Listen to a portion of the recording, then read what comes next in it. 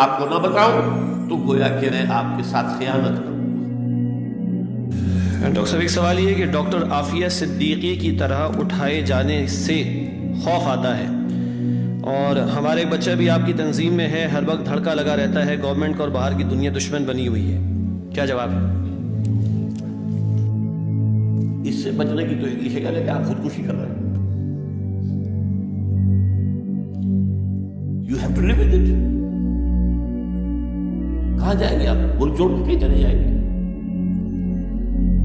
اور قرآن تو یہ کہتا ہے، قرآن میں کبھی گارنٹی نہیں دی اللہ نے، تم میرے راستے پر آؤ، تمہیں کوئی تکلیف نہیں ہوگی، تمہیں کوئی کانٹا نہیں لگے گا، تمہیں کوئی جو ہے قربانی کبھی نہیں کرنا۔ اللہ دھوکہ نہیں دیتا۔ ہم تو آزمائیں گے، تمہیں ٹھوک بجا کر دیکھیں گے، فاقے دیں گے، تمہیں جان اور مال کی تکلیف دیں گے، اور تمہیں آزمائیں گے کہ ثابت قدم رہتے ہو کہ نہیں رہتے۔ ہے کہ نہیں قرآن مجید میں؟ ہم آزمائیں گے، لازماً آزمائیں گے۔ بشیء من الخوف والجوع ونقص من الاموال والانفس والثمرات ولنبلونکم، ہم لازماً تمہیں آزمائیں گے، خوف سے، خطرے سے، جان و مال کے نقصان سے، اپنی فصلوں کی بربادی سے، اپنے کیریئر کی بربادی سے آزمائیں گے، اور دیکھیں کون واقعی ہم پر ایمان رکھتا ہے اور ثابت قدم رہتا ہے۔ باقی اس خوف سے بچنا ہو تو خودکشی کے علاوہ مجھے تو کوئی راستہ نظر نہیں آتا۔ کہ یہ جو نیریٹو ابھی ہمارے سامنے آیا ہے، دنیا اسے ماننے کے لیے تیار نہیں، اور سچی بات کچھ یوں ہے کہ ماننا تو بہت دور کی بات ہے، اب اسے برداشت کرنے کے لیے بھی تیار نہیں۔ یہ 9/11 کے بعد جو سارا کچھ ہے وہ در حقیقت اسی کا کلا کما کرنے کے لیے، باقی تو بہانہ ہے، دہشت گردی بہانہ ہے، اصل میں یہ ہے ہدف یہ ہے۔ اور ابھی آپ دیکھیے بات کہاں پہ پہنچ گئی، ہمارے اپنے ملک کے 1800 علماء نے بیٹھ کے جو ایک کاؤنٹر نیریٹو بیان کیا ہے، وہ کسی اور کے خلاف نہیں ہے، اس کانسیپٹ آف دین کے خلاف ہے۔ کبھی اس کو سٹڈی کر کے دیکھ لیجیے، آخری زد اس پہ پڑھنی۔ اس اعتبار سے اس تصور کو لے کر چلنا انگارہ ہاتھ میں پکڑنے کے مترادف ہے، اس کی کوئی گنجائش نہیں۔ مذہب اسلام کی گنجائش موجود ہے، اس کو دنیا فیسیلیٹیٹ کرنے کے لیے تیار۔ آپ روزہ رکھیں، امریکہ میں رکھیں، ایک آدھ افطاری آپ کو وائٹ ہاؤس میں ہو جائے گی۔ انڈیا میں مودی بھی اب اسی سنت پر عمل کرتے ہوئے مسلمانوں کو افطاری کرا دیتے ہیں۔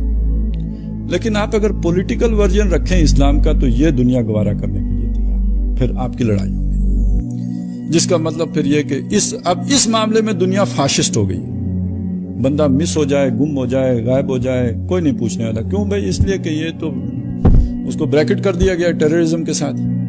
آپ بے شک ٹیررسٹ نہ ہوں، آپ کو بس آپ کا پولیٹیکل کانسیپٹ ہے اسلام کا، لہٰذا آپ ٹیررسٹ ہیں، بس ہوں گے، آج نہیں تو کل ہو جائیں گے، لہٰذا آپ کو جو ہے پری ایمپٹیو میئرز کے تحت جو ہے ابھی گم کیے جا سکتے ہیں۔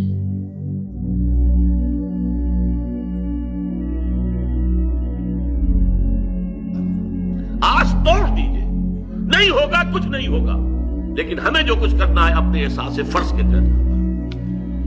جب تک یہ شکل نہیں ہوگی، اگر آپ نے کوئی امیدوں کے چراغ روشن کیے رکھے تو پھر مایوسی آ سکتی ہے۔ اور میں اللہ کا شکر ادا کرتا ہوں کہ کئی سال پہلے، 5-6 سال پہلے میں اس مضمون کو لکھ چکا ہوں۔ وہ جو ہے 20ویں صدی عیسوی میں بر صغیر پاک و ہند کے اندر اسلام کے انقلابی فکر کی تجدید و تعمیل، اور اس میں تدریج کے تقاضے ہیں کہ اس سے مایوسی سے انسان بچتا ہے۔ ذہناً پہلے تیار ہو، اپنے دل میں یہ خواب دیکھ لے کہ بس میری زندگی میں یہ کام ہو جائے گا، تو پھر ایک تو یہ ہوگا کہ یہ ہک اور بائی کروک، ٹیڑھا بیڑا راستہ جو ہے، سیدھی انگلیوں نہیں نکل رہا، گھی تو ٹیڑھی کرو انگلیاں، یہ کرے گا انسان۔ اور نمبر 2 یہ کہ جب دیکھے گا میرے تو اب بہت قریب آ گئی، میں تو بوڑھا ہو گیا، ہوا کچھ نہیں، تو پھر جو دل شکستگی طاری ہوگی، جو فرسٹریشن آئے گی، جو مایوسی ہوگی، واقعہ یہ ہے کہ وہ میں سمجھتا ہوں کہ اللہ تعالیٰ کی سزاؤں میں سے ایک سزا ہے، جو کہ انسان کو اپنی زندگی، اپنی بڑھاپی کے آخری دور میں آ کر یہ فرسٹریشن ہو کہ میں نے اپنی ساری زندگی جس کام میں لگا دی، اس کا کوئی ٹینجیبل، کوئی واضح، کوئی جو ہے ٹھوس نتیجہ میرے سامنے نہیں۔ لیکن اگر انسان پہلے سے تیار ہو ذہناً اس کے لیے تیار ہو. ایک قدم بھی ہم آگے لے گئے تو بہت بڑی کامیابی ہے. چلیے ایک قدم بھی آگے نہ لے جا سکے, اگر آخری دم تک لگے رہے تو کامیابی بس.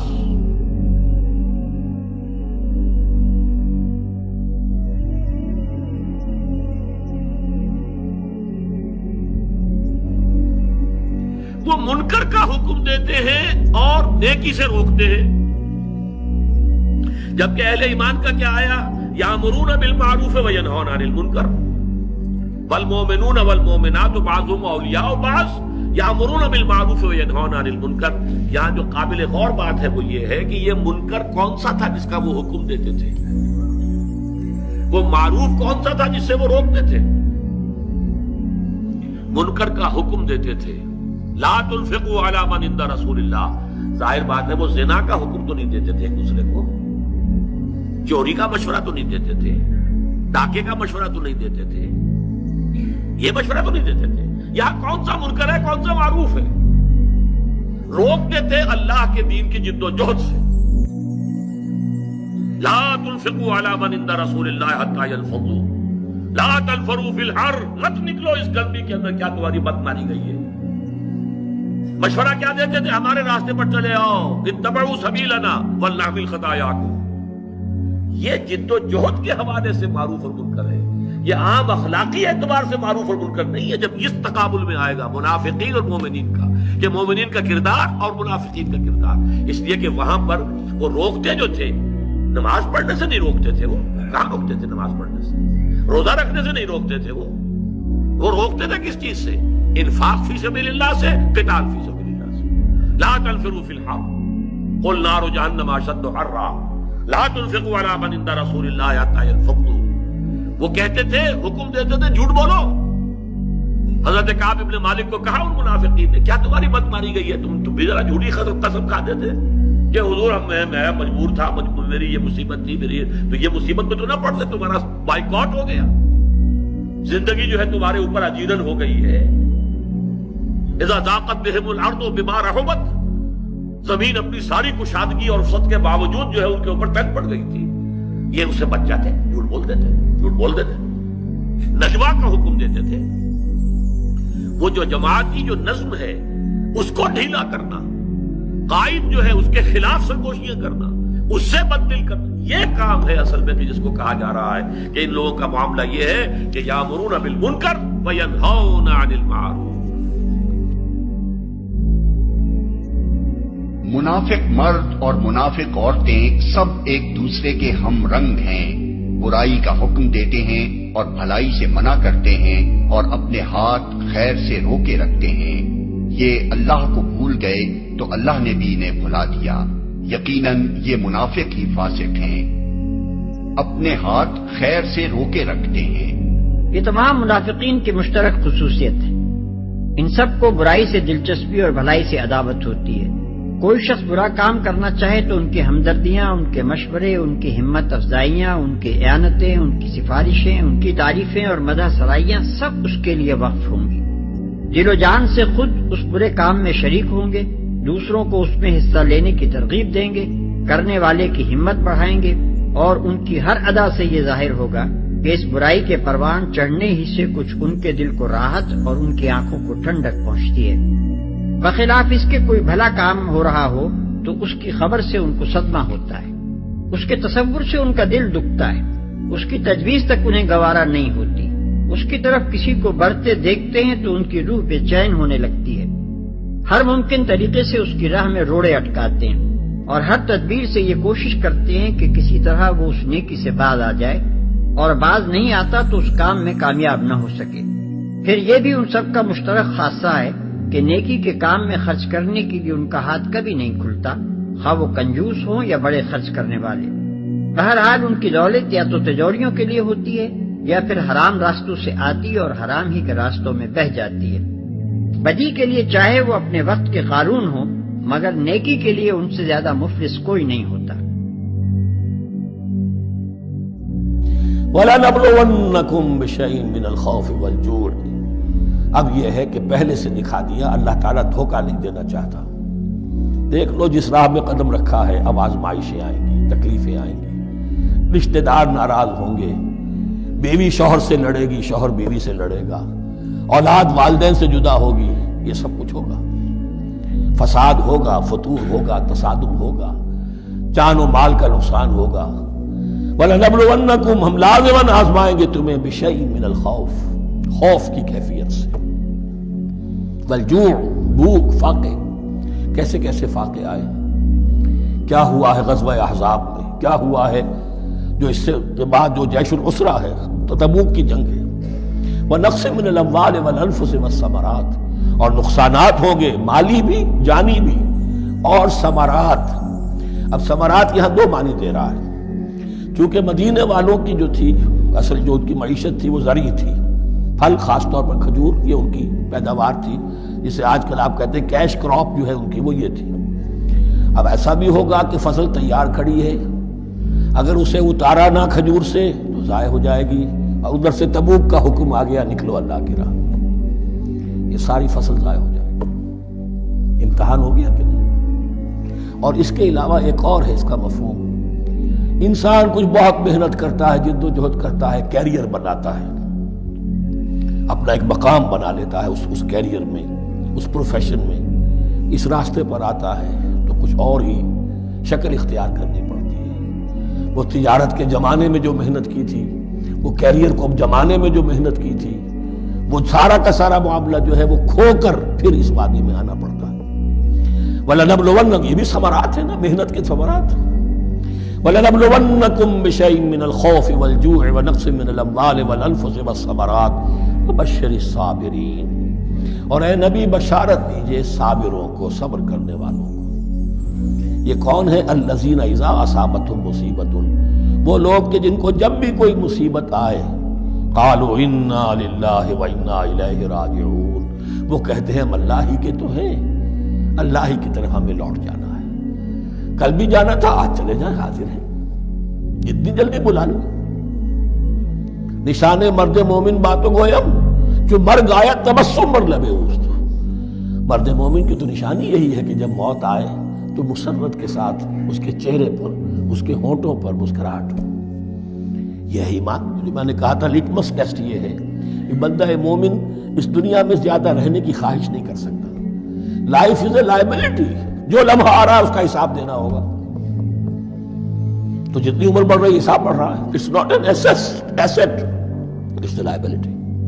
اور الدنیا سجن المومن و جنت الکافر، یہ تو مومن کے لیے ایک قید خانہ ہے، ہاں کافروں کی جنت ہے۔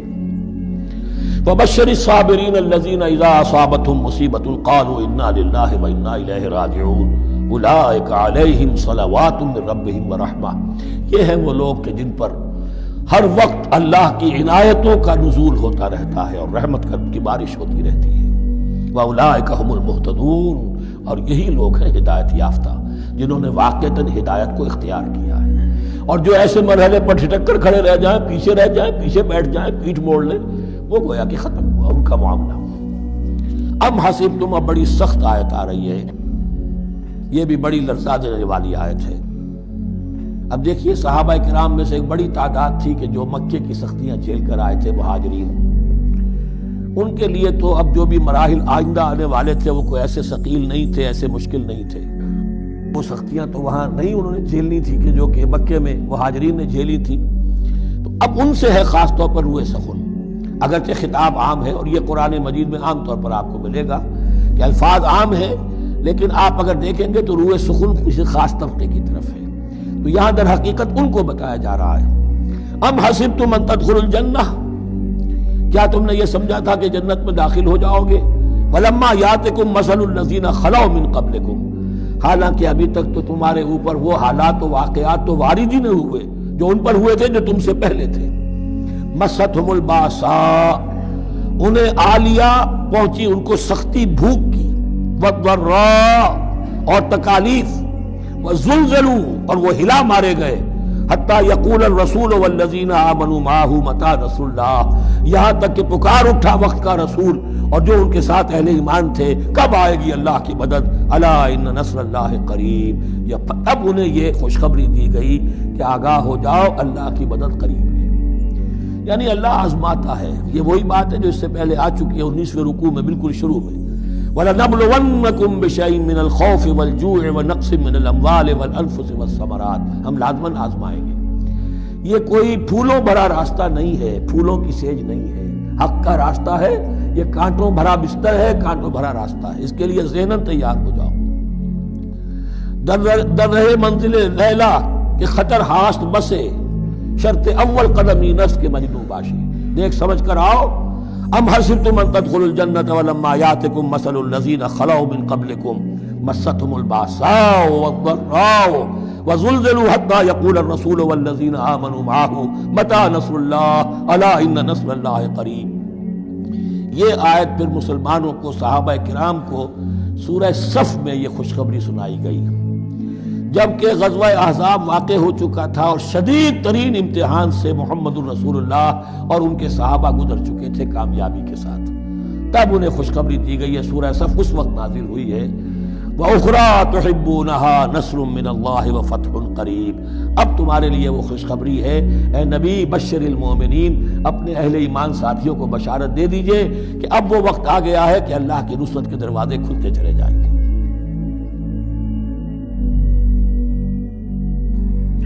زی ہمراہ میں سست عناصر دلم گرفت، شیر خدا اور رستم دستان مارزوست۔ اب یہ شعر ہماری تحریک کے اوپر اس وقت جو تیسرا میرا پوائنٹ ہے اس کے اوپر پوری طرح راست آئے گا۔ زی ہمراہان سست عناصر، ہمارے ہاں بھی جیسا کہ میں نے عرض کیا تھا کہ سست ہیں، کم کوش تو ہیں، بے ذوق نہیں راہی، کم کوش تو ہیں لیکن بے ذوق نہیں راہی، وہی بات نہیں ہے۔ زی ہمراہان سست عناصر دلم گرفت، یہ جو میرے ساتھی ہیں کہ جو سست ہیں، جن میں کسل ہے، جن میں کم ہمتی ہے، جو محنت سے جی چرا رہے ہیں، میرا دل جو ہے ان کی وجہ سے میرا دل پکڑا گیا ہے، مجھ پر مایوسی کی کیفیت ہو گئی ہے۔ شیر خدا و رستم دستان مارزوست، میں چاہتا کوئی اللہ کا شیر بھی تو میدان میں آئے، یہ سست عناصر ہی تو نہ رہ جائیں، کوئی وہ جو لیجنڈری شخصیت ہے رستم کی، جو روایتی شخصیت ہے، کوئی اس کا مصداق بھی تو سامنے آئے۔ اب یہ کہتے ہیں شاہ مولانا جلال الدین رومی، گفتم، میں نے یہ کہا اس شعر سے، گفتم کہ یافت می نشبت جستا ماں، کہ حضرت آپ جس کو تلاش کر رہے ہیں وہ آپ کو ملنے والی شے نہیں ہے، ہم نے بہت زندگی گزار لی ہے، ہمیں کوئی نہیں ملا آج تک۔ وہ شیر خدا اور رستم دستانم کی آرزو اور انسانم آرزو یہ دلوں میں پالتے رہیے، یہ ملنے والی شے نہیں ہے، ناممکن ہے۔ گفت آن کے یافت می نشبت آنم آرزوست، اس نے کہا کہ میں اسی چیز کی تو آرزو کو پالے ہوئے ہوں جو نہیں ملے گی مجھے، لیکن آرزو تو ہے، اسے تو پال سکتا ہوں۔ بالکل اسی طریقے سے سمجھیے کہ اس توقع سے اپنے ذہن کو، اپنے قلب کو فارغ کر لیجئے کہ اس کا کوئی نتیجہ بہت بڑا، کوئی واضح، کوئی کامیابی، کوئی پھریرے اڑاتے ہوئے ہم کہیں پر جو ہے کامیابی کے پرچم لہراتے ہوئے کہیں داخل ہوں، نہیں، نکال دیجئے۔ جو کچھ ہمیں کرنا ہے محض اپنے فرض کی ادائیگی کے